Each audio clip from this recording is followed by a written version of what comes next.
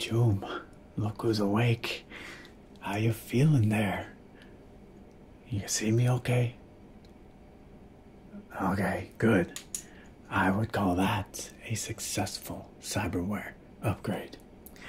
How does the world look through those fancy new Kiroshi Mark III optics you've got in there now? Pretty good, eh? Top of the line stuff, very fancy. It's got all the path tracing in there, fully loaded, most realistic and physically accurate lighting that money can buy.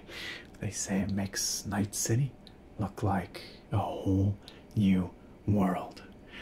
But hey, I have to say, while I was in there upgrading your eyes, I noticed that you're missing something else very important.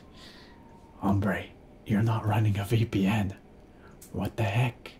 That's a surefire way to get into all kinds of trouble. But lucky for you, just so happens that I have a friend that can take care of you, that can hook you up.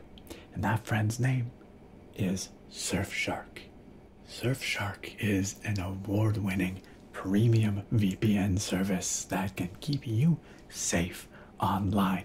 And right now, you can get 83% off and 3 months for free by using my link and code ASMR Nerd down in the video description.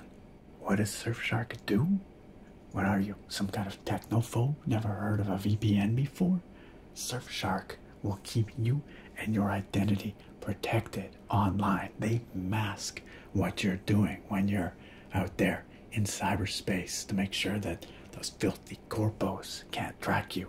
And if your data does get compromised, Surfshark will do you a solid and let you know that your data's been leaked out there. It'll also protect you from threat actors who might try and spy on your data when you're accessing a public network. There's no shortage of those here in Night City. Whenever I jack into a public terminal, I make sure that I'm using Surfshark first. Those things are filthy. You never know what you might catch out there without using proper protection. Not only does Surfshark provide peace of mind and easy one-click operation, but using my promo code, which you can find down below, it provides amazing value as well. Right now, you can save 83% on your sign up and get 3 extra months for free. And not only that, but Surfshark offers a 30-day money-back guarantee and 24/7 tech support. They've got you covered, Joom. And for a few eddies a month, it's a no-brainer. Now hey, let's take those fancy new eyes of yours and that new Surfshark subscription and go wander Night City in style.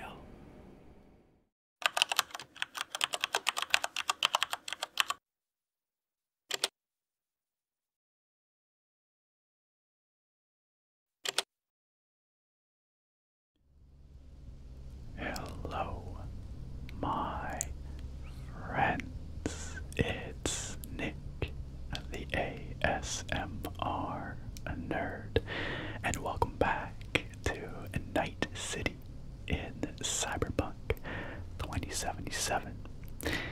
We have wandered here in past, enjoying the rich sights and sounds of this futuristic dystopian metropolis. There's a lot to see and hear, but it's never looked quite as good as this.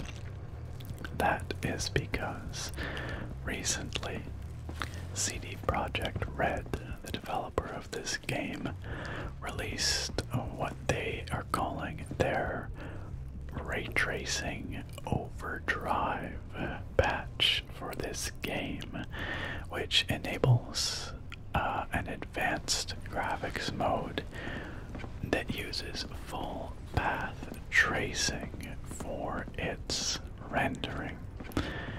And I'm going to spend some time here explaining what that means in more technical detail, but the high-level summary is that it means all of the lighting in this game is calculated and rendered in a way that is physically accurate.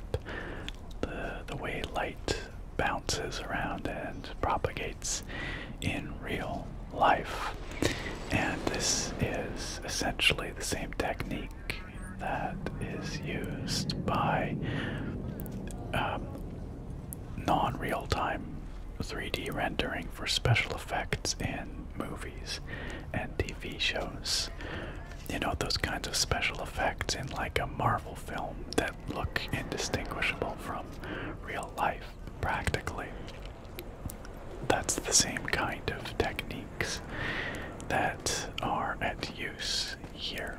And it's actually kind of a milestone moment because in one way or another, video games have been getting by on approximations of how real lighting works. Basically, little tricks and cheats to make things look like they are properly reflecting light, or like light is bouncing around realistically, but they're just that. They're just tricks. They're just cheats. And they have lots of limitations that can become quite obvious in certain scenarios. And so you end up with an image in traditionally lit games that might look very good in certain settings or scenarios, but that is prone to bugs, artifacts, inconsistencies in other situations, and it impacts that feeling of believability, that verisimilitude. And so,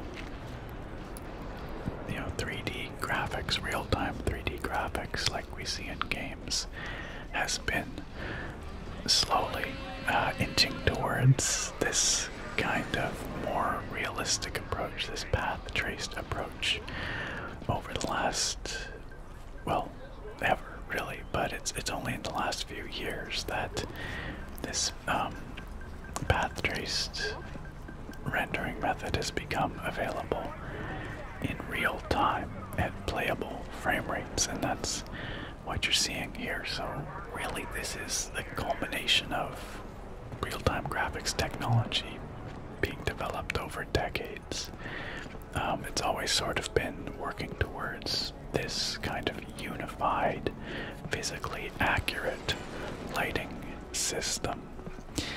And a few other games have implemented full path tracing for their lighting, but they are more limited in their scope than Cyberpunk here is.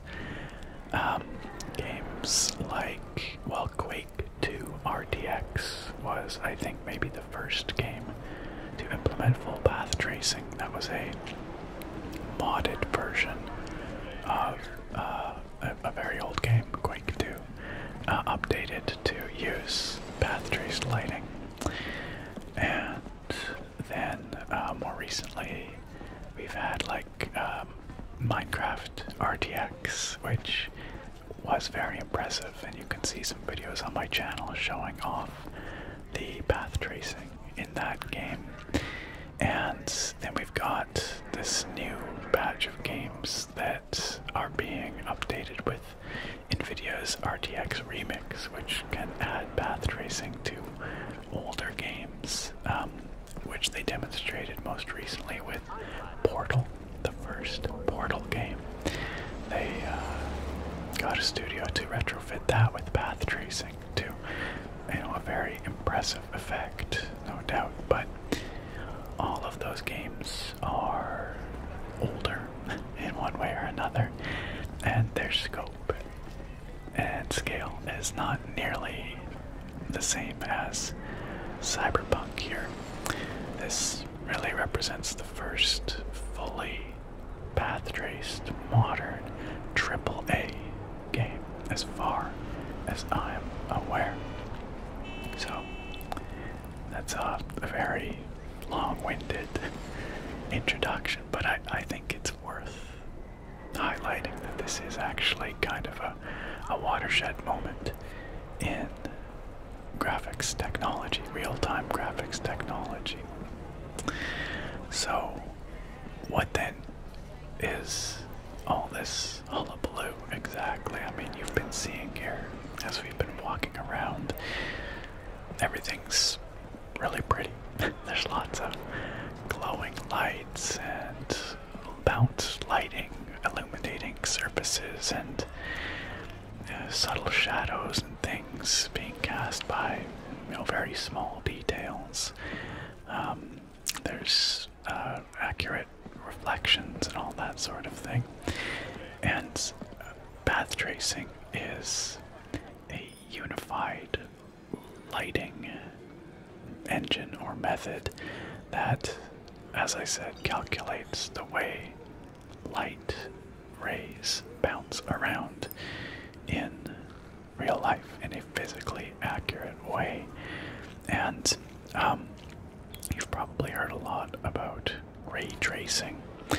Path tracing is like ray tracing taken to its end point, basically, where all the lighting, every surface, every shadow, everything is integrated into one unified lighting engine. And it does operate by tracing rays through the environment. So ray tracing is, of course, in use here, but path tracing is sort of a more all-encompassing and holistic approach that integrates all the lighting in this unified framework. And so when I talk about tracing rays, what do I mean? Well, it means that every light source in this game effectively casts, well, this is actually kind of the reverse of how it works, but it's a little more intuitive to explain it this way. But if you imagine each light source in this game, every single one of them, so that means every neon light you see here, every patch of sky, every light that you see casts rays of light out from it. Those are calculated by the graphics engine. They emit from the light, they bounce off nearby surfaces, and when they bounce off a nearby surface, they might pick up a bit of color from that surface. Like if you look at what we're seeing here, there's light of various colors and surfaces of various colors, and it's a little complicated here to show sort of in isolation, but it basically means that the light picks up the color of the surfaces that it bounces off of and then diffuses that color into spaces that may not be directly lit. And so you get this very subtle bounce lighting that is true to how lighting works in the real world, right? If you have a very dark room and a bright day outside and you open a door and the light floods in, it doesn't just light up a rectangle on the ground and then everything else is in complete darkness. No, it bounces off the ground and illuminates the light or the room with this sort of ambient bounced lighting as those rays of light bounce around. So that is one of the key components of path tracing, and that is called global illumination. Path trace global illumination, this concept of rays of light emanating from light sources and then bouncing all over the place, picking up the colors of the surfaces that they're bouncing off of and lighting up those dark areas that are not in direct light, that indirect bounce lighting. And this is actually really important to the sense of believability of an image. The verisimilitude of the image. And previously, Cyberpunk did have ray traced global illumination available on the Psycho ray tracing setting, the very highest. That lady just had to bump into us. But it was very limited in its scope and implementation. That indirect bounce lighting only came from the sky, so only the light from the sky would bounce in that way, and it only bounced once, just a single bounce, and so darker corners would still not be properly illuminated, and a lot of the more subtle indirect illumination and coloration of that bounce lighting could not be captured with that model. Now, however, with the RTX Overdrive mode,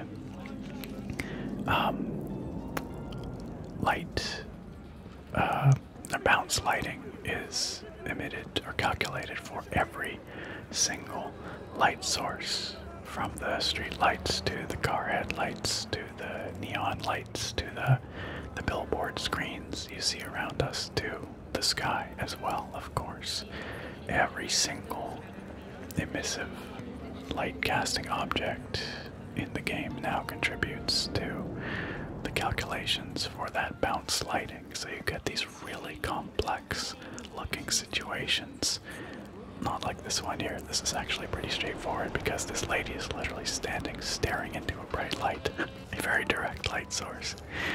But you can still appreciate in this dark tunnel here, for example, the way the bounce lighting works. Actually, these billboards are a great example, but the general indirect way in which this tunnel is realistically illuminated and colored by the bounce lighting is something that just wouldn't have happened previously. We've also got very accurate reflections. So, oh, actually, before we move on to reflections, back to the bounce lighting one more time. The other component of that is not just the number of light sources, but also the number of bounces. So now, with the RTX Overdrive mode, rays will bounce twice. So you'll get the initial ray, it'll hit a surface, bounce, hit another surface, bounce, and illuminate a final surface. And that's happening with every ray that is traced in these scenes. And then you have ray density as well, which is how many of these rays are actually being cast around the scene. So remember earlier when I said every single light source emits rays of light that bounce around? Well, that's how it works in the real world, but in this path tracing framework, it's actually a little different. The way it works is that our screen, our viewport here, actually is blasting these rays out into the environment, and they shoot out in all directions from our screen here, and they bounce off the surfaces and are traced to the lights. So it's the reverse of what you might expect based on real physics. Real physics, the lights cast the rays, those rays bounce around and reach our eyes. But of course, a lot of rays don't reach our eyes, and they're not seen. And if we were to calculate our ray tracing in the game with all those rays that don't reach our eyes, well, that would be an absurd amount of unnecessary overhead and performance hit. With all those calculations, it would be impossible. So instead, game developers, graphics developers do the opposite, where the rays blast out from our field of view here and are traced to each light source, bouncing along the way. And so the number of rays per pixel on our screen here is an important metric for the accuracy of the lighting. And my understanding is a little hazy here actually because I've seen a few different numbers, but my understanding is that by default, the RTX Overdrive mode here is using 2 rays per pixel on the screen. That would mean, you know, at 4K resolution, that's what? I don't know, 4K resolution is 8 point something million pixels. Is that right? On the screen at once. And then 2 rays per pixel, so 16 million rays. Is that right? I actually don't remember how many megapixels 4K resolution is. I'm sorry, guys, but it's a lot of rays. And as a matter of fact, I guess if you factor in the bouncing, then maybe there's some kind of multiplicative effect. I'm honestly not quite sure how this all works. It's a little beyond my depth, but according to a Tom's Hardware article I was reading, NVIDIA claims that on average you end up with something like 620 something rays per pixel. I don't quite know how that's calculated, because if we're starting from 2 rays per pixel, I don't know how we get to 600 and whatever, but the point is, when we have that many bloody pixels, and that many rays, it's computationally crazy. It is nuts, the number of, ray calculations that are getting bounced around this scene. And of course, if you want it to be playable, that has to happen 60 times a second at least, right? And so this all becomes extremely taxing on performance very, very quickly. And there's a few technologies at work here that make that more manageable for graphics cards. But suffice to say that even the most powerful graphics card on the planet, the RTX4090, which is what you see this running on right now, at native 4K resolution without any sort of helper technologies, it's getting like under 20 FPS in most scenes, under 20 frames per second, trying to do this massive amount of calculations. But we do have technologies to assist and make the load a bit lighter while only minimally impacting visual quality. But I've talked a lot about bounce lighting, global illumination, and that sort of thing, but I haven't talked a whole lot about reflections, for example. Path trace reflections are of course featured here, which means that any shiny surfaces are going to accurately reflect their environment. Previously, Cyberpunk did have ray-traced reflections, but once again, it was a limited implementation. It was only a partial resolution reflection, and so things would look lower res in the reflections. Now we've got 100% resolution scale in ray-traced reflections. And of course, previously, Cyberpunk also had and still has a screen space reflection option, and this is what's used in most games still, that aren't ray traced. Screen space reflections are another one of those kind of cheats or approximations, which can look very good in many circumstances and are much more performant than ray traced reflections, like orders of magnitude faster to render. But they do have some very significant drawbacks. The most major one in my mind is that screen space reflections will only reflect things in screen space. That means stuff that's on your screen. They can't accurately reflect stuff that's off the screen, and so that really impacts the realism of screen space reflections. Here though, with fully path traced reflections, we get 100% accurate reflections depicting the entire environment behind us, above, below, whatever perspective. Doesn't have to be on screen. And again, that the advantage in terms of realism is, in my opinion, quite remarkable. There's a variety of other technologies at work here. Path traced tech. This is a really cute little shop here. Little buns in the window.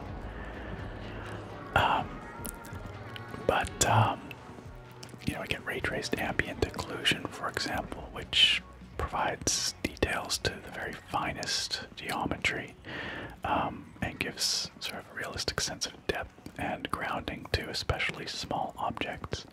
Look at the way the light is bouncing in here. Look, you can see the light reflecting off the windows, bouncing onto the underside of this overhang, and also reflecting the specular reflections down in the grates or the metal plates on the ground there. I find these dark areas like this actually really show off the RTX Overdrive, the path tracing, especially well, because you can really see the advantages of that bounce lighting. Now, as I've said a few times here, all of this comes at a massive computational cost. It is honestly staggering the amount of calculations that are going on here, you know, millions and millions of times per second. And a lot of people will ask, is it really worth it? Like, it doesn't really look that much better than either hybrid methods like Cyberpunk used for its ray tracing mode previously, or then just fully rasterized and traditional methods like these sort of cheats that we've been talking about. Those cheat methods can be really, really good. Like, they are very effective. And obviously, you know, games can look beautiful using those methods.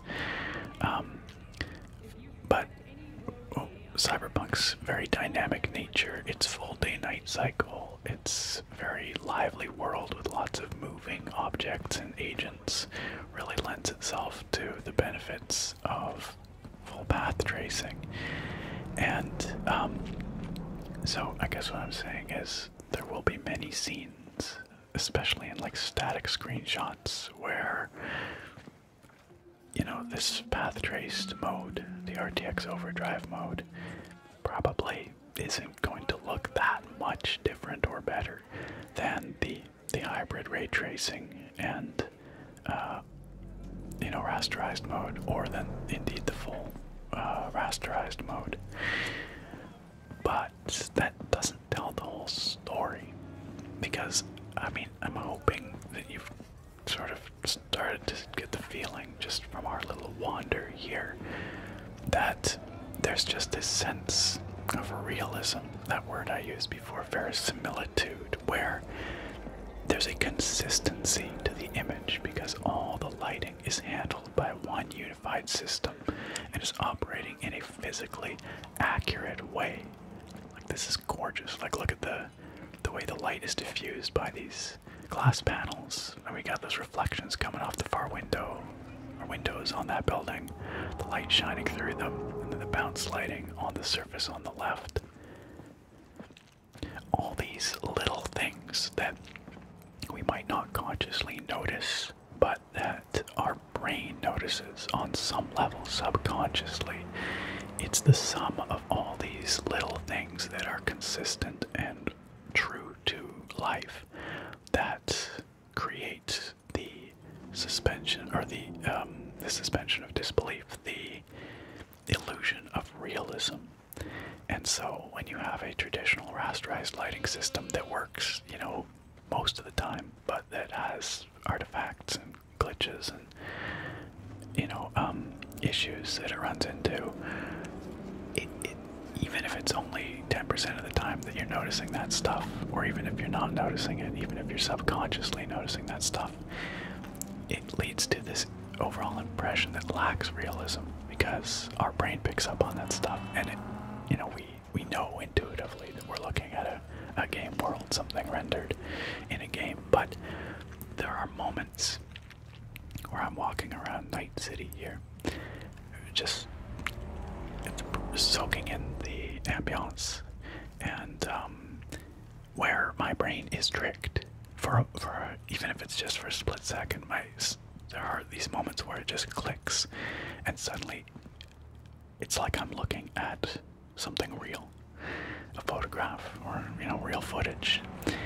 And the only way that we're ever going to get there is with this kind of path tracing technology, where all the lighting is handled in this unified, physically accurate way, and the consistency and the believability is what tricks our brain into suddenly seeing something that looks real.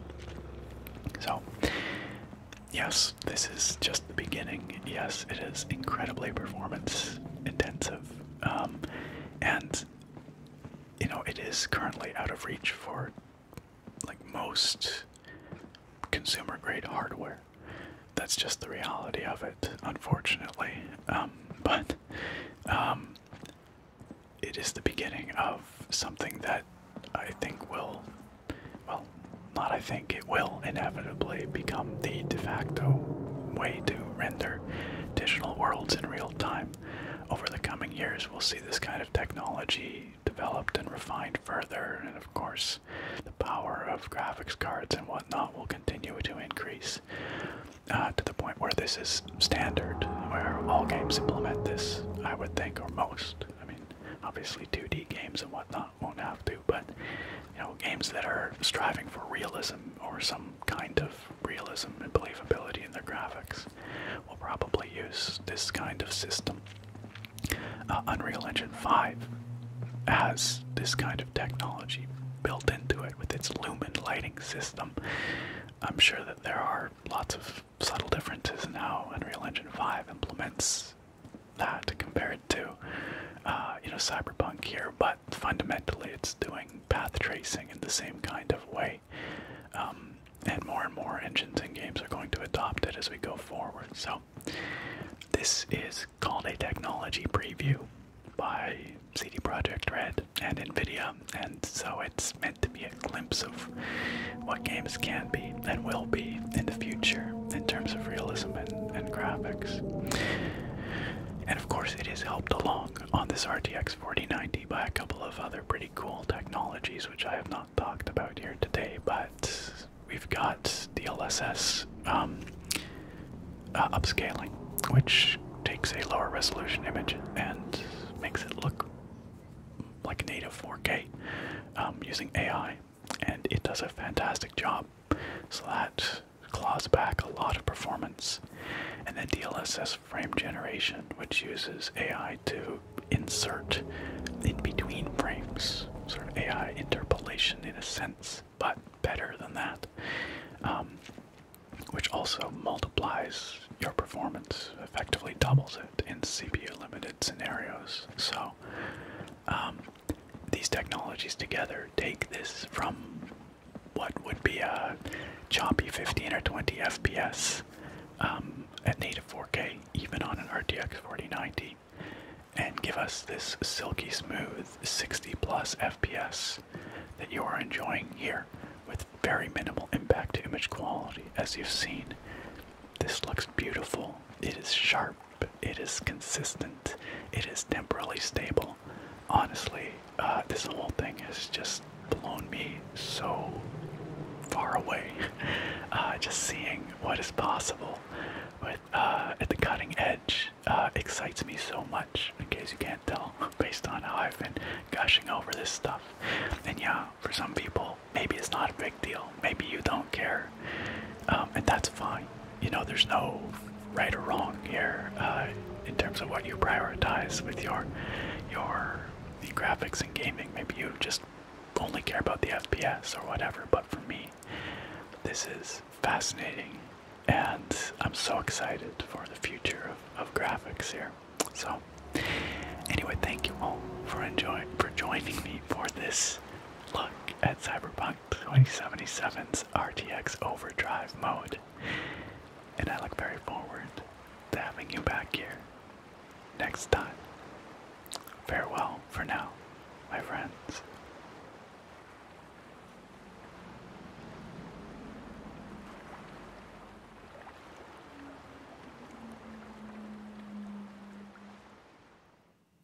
Joom, did you know that this channel is supported by some really amazing people on Patreon and YouTube memberships? Yeah, it's true. You can even see their names right here. Look at all these awesome folks, and your name could be here with them. If you want to support what I do here and earn some fun exclusive perks while you're at it, be sure to check out the video description for links to my Patreon and my YouTube memberships. You can get perks like having your name here, like early access to my weekly videos, like getting to vote in a monthly viewer's choice poll for a video each month, or like getting an extra special spoken shout out in every video, like you're about to hear for our Fusro Da tier members right now.